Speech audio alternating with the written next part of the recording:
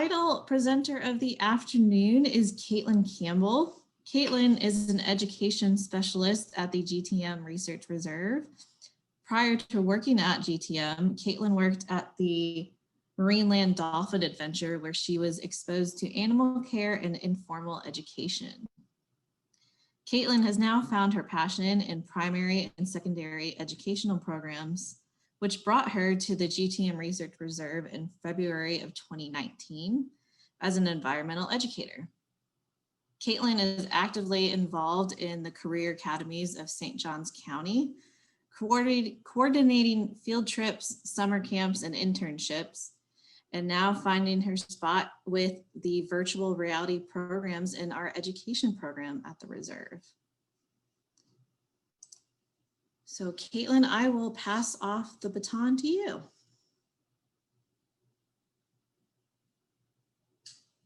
And you may still be muted, Kaitlyn.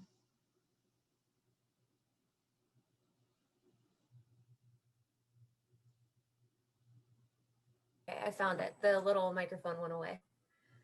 Okay, so thank you, everyone. I don't know what I'm doing. Okay, there we go. Thank you. So hello, everyone, and thank you for joining us today and hanging in there until the very end. My name is Kaitlyn Campbell, and I am an environmental educator at the GTM NER, and I will be speaking today about PowerPoint presentations versus virtual reality technology and comparing environmental education teaching tools within the classroom. So a little bit about me, and I'm going to keep it quick, but I grew up in Pittsburgh, Pennsylvania, and always loved being outside on the water. I obtained my Bachelor's of Science degree in biology at Allegheny College in Meadville, Pennsylvania. And this is where I studied freshwater ecology, psychology, and environmental education. And then in 2019, I began at the GTM NER as an education specialist and focused on school programming, summer camps, and virtual reality programs. All right, so why do I love my job? And it's because of faces like this. In the end, we will only conserve what we love. We will only love what we understand, and we will only understand what we are taught. And we will definitely be coming back to this later, but providing experiences like this one pictured can help inspire students to love the environment and the world that they live in. Education is so important because without it, people are not aware of what is going on in the environment and in this field.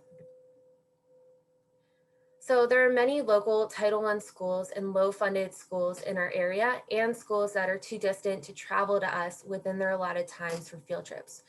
Additionally, there is a need for higher engagement for students to better understand the ecosystems at the GTM NER and virtually about the reserve. Finally, it has been found that immersive programming helps improve student understanding of the importance of maintaining a healthy biodiverse estuary. And we're going to talk about that one in a little more detail. So in the spring of 2019, a team of educators from the GTM NER went into 4th grade classrooms to collect data on virtual reality effectiveness. If you attended State of the Reserve last year, then you may remember a poster presentation demonstrating the VR headsets. So with this study, it was determined that our presence with the VR program increased student knowledge of the estuary ecosystem, which I think is pretty exciting.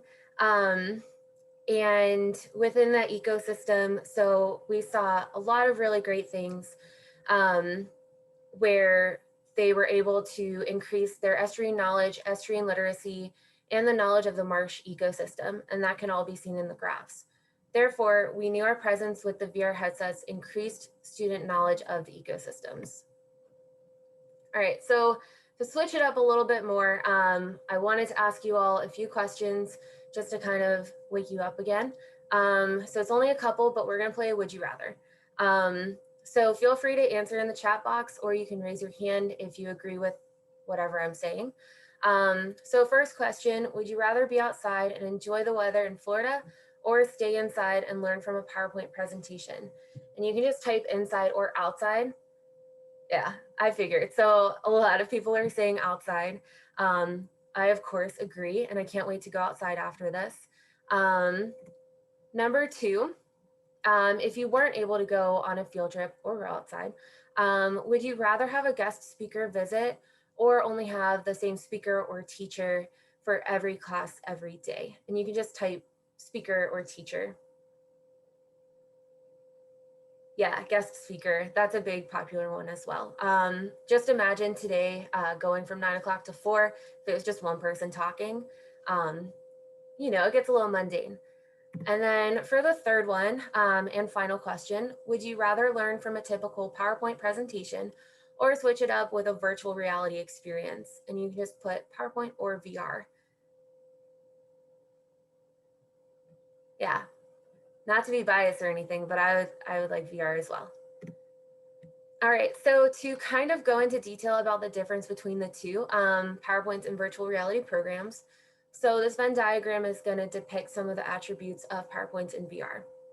So both programs can include photos and videos, games, and other interactive participation, and it can appeal to both auditory and visual learners. With PowerPoint presentations, it says it stays linear. However, virtual reality can be linear or a choose your own adventure type of path, where you can go wherever you want, whenever you want, and have a 360 view of where you are. PowerPoints are very popular. I think every single one of us used a PowerPoint presentation today. And that's because they're so easy to use and navigate. You're in control, so you get to choose when you're going to the next slide, which is great because you have control of the class. But however, if you do learn how to use virtual reality, it can become very interactive as an experience, and it also includes navigation, sounds, videos, and now with some upgrades, it can even include quizzes and games, and that's going to assist in the appeal of kinesthetic learners as well. All right, so some of our methods, with all of this in mind that I just blurted out at you, we wanted to keep our programs as similar as possible with the exact same information. However, the delivery is going to be slightly different. We distributed surveys before and after each program to gauge students' knowledge, and we mirrored the same rotations within the program, which will be explained soon. So what you're looking at the bottom right is actually a screenshot from our virtual reality program, but that format might look very similar, or you might recognize it because it is a PowerPoint slide, and I'll talk about that in a little bit. All right, so methods. GTM Research Reserve's education programs are always modeled through NOAA's Estuary 101 curriculum and Sunshine State standards, which is how we chose our topic and survey questions. So to bring up the survey questions a little bit larger for you to see, these surveys were created to measure what the students knew before our visit and what information they retained after our visit. All students completed the same exact survey before and after, and these surveys allowed us to gauge overall knowledge of GTM, estuary knowledge, estuarine literature, engagement of the program, and primary information on the 4th grade curriculum of food webs and food pyramids. Then we also had a couple rotations.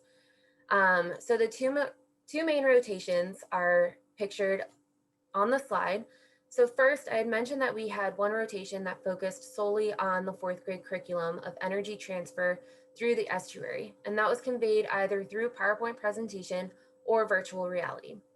The second rotation consisted of 2 interactive lessons. The first being our live animal session with our diamondback terrapin, Princess Di, and the other being our oyster life cycle adventure created by Gabby Canis on behalf of the David Kimbrough Grant. This activity modeled the life cycle of a baby oyster and giving the students multiple obstacles such as taste, touch, smell, etc., to choose their path of survival. And you learned a little bit about that during Allie's presentation earlier this afternoon. The second rotation was exactly the same for all students, so that never changed. And then we're going to do a quick little video. If you can't hear it, that's okay, because I'll be talking over it. All right, so this video is of the virtual reality program that we showed to the students. We've all been talking about the reserve and different research sites. However, these presentations were only able to show photos and some videos. So I wanted to bring you all out to the estuary since we unfortunately were not able to be there today. As we go around, you'll see right now we're on the turtle pad, and then we're gonna go up and you'll be able to see the visitor center. So for our breaks, we probably would have been out here and socialized. As we click on different numbers, those are considered hotspots. So those are created through PowerPoint slides. They're the exact same slides that we used for the PowerPoint presentation. We just put them into the virtual reality program so that they're exactly the same. So this information will pop up for the students, and they do go in a linear fashion so that we had a little bit of control over them. So this is where the information is just going to pop up. The students can see it, and then we read it as a group. We walk through the estuary in this linear fashion. And a large reason is because we wanted to keep those presentations between PowerPoint and VR very similar, and also have some control over the students. As an educator or presenter using PowerPoint, you're in complete control of what the audience sees. I'm in complete control over you all right now because you are looking at my presentation and you can't look away. And so, well, you could, I guess, if you wanted to. But when it comes to virtual reality and using headsets, as a presenter, you can't see what the other person's doing. That is only what they can see. So this is why everything is numbered, and we were able to guide the students through each section. Plus, we also had a cheat sheet at the top that is going to allow us to bring the students where they need to go back to. So now we're going to go to one of my favorite spots, which is right inside of the estuary itself. No, those dolphins were not actually there when we took the photo, and the manatee is not there either, but we are able to add that into the program, which is pretty awesome. So you're looking right now, we are standing in the Guana River, and you're going to hear some cool stuff in just a second. But what's really neat about virtual reality is that I can show you things like zooplankton that we would need a microscope for, and we would have to be able to find it first. So hopefully you guys can possibly hear the dolphins. All right, so what's really great about it is that you can navigate through this program. And we are able to go through the sounds and hear where the students actually went. But first we're going to take a look at the overall scores of the surveys. As I explained before, the students received the surveys before and after our visit. So those labeled A are the pre-surveys that were distributed, B, post-survey of the PowerPoint groups, and C is the post-survey of the virtual reality program. Our sample size was 150 students for this study, and we assigned numbers to each so that we could track their progress. Right here, this data is showing that there was an increase and significance in their learning. In both, we can see that our presence increased their estuary knowledge. However, when you look at VR, there's a spike in accuracy in the post-test. So scores of estuarine literacy, that's just our fancy way of saying the kids knew their vocab words when it came to estuaries. And so we did the same thing, and we saw that there was again an increase in learning for both groups, which means great, we did our jobs by being there and doing an outreach event. But what's more exciting is that you can tell from PowerPoint to virtual reality, there is a huge significant increase when comparing them. And then understanding the food web. So again, we cross-referenced the questions concerning only food web understanding and saw that there was an increase between pre and post surveys and an increase between PowerPoint and virtual reality presentations. These last two parameters that I showed focus on materials that were only covered during VR and PowerPoint rotations and not during the oyster activity or the live animal session. So the most important question, in my personal opinion, is that 3 minutes. Thank you. Would students want to visit the estuary? So when we first came in and they knew nothing about the GTM, the PowerPoint students, 12 of them said no, they did not want to go to an estuary.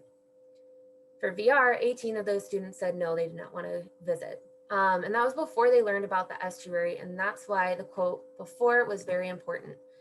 And so after we were there and after the presentations, 58.3% changed to yes in the PowerPoint group. So over half, which is pretty good. But VR, 100% of the students changed to yes, they wanted to go to the estuary, which is really incredible that all of them wanted to be there. Unfortunately, we weren't able to conduct our final survey of asking whether or not students were actually able to go to the estuary, and that was a COVID incident, unfortunately. But now what? So we know that VR works, so we want to do a lot more with it. We had a sample size of 150 students, but we would definitely like to have more. And we would like to test the retention rate of both strategies to see what the students remembered a month to maybe even a year after the program. We have been and will continue to create more programs engulfing many topics and grade levels. And we would also like to expand teacher training to incorporate this program in their own classrooms. It would be really incredible if we were able to show, this is an estuary in Florida, And this is an estuary in Hawaii, and you can show them the differences while being quote unquote on site. But I do want to say a few thank yous. I wanted to thank everyone for attending our presentations today.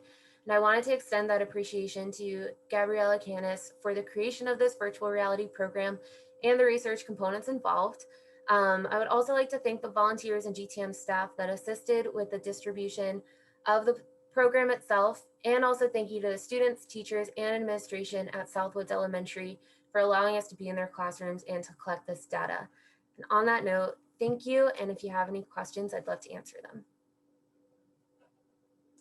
Thank you, Kaitlyn. Thank you for that wonderful presentation.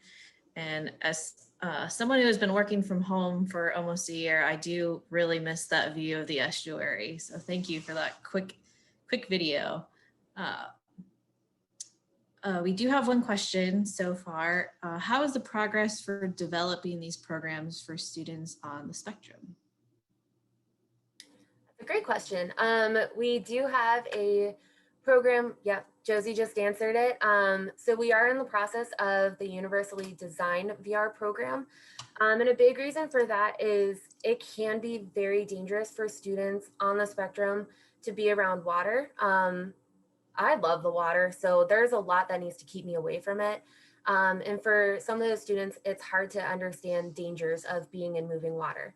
So having the virtual reality program is going to keep them safe and let them experience the area. It's also going to be a great transition tool of showing them the estuary and showing them a new place while they're still in the safety of their own home. And then that way, when they do have the opportunity to come to the reserve, they feel safe and they know what's going to be there when they arrive. Thank you. Any additional questions for Kaitlyn? Gabby has a quick question about the graphs. Do the letters on the graphs represent the statistically significant groups? Yes. Thank you. I have a quick question. Do you have footage or pictures or videos or information from other habitats within the reserve? Yes, so this is just one of 4 that are mostly created at this time. We're still waiting for a few things to go through on DEP's half to get everything approved and just to make sure, we don't have any typos or anything silly like that. But we do have this 4th grade option. We also have a universal option with our marsh ecosystem, our forest ecosystem, and the beach. And so those should be up and ready to go very soon. Thank you.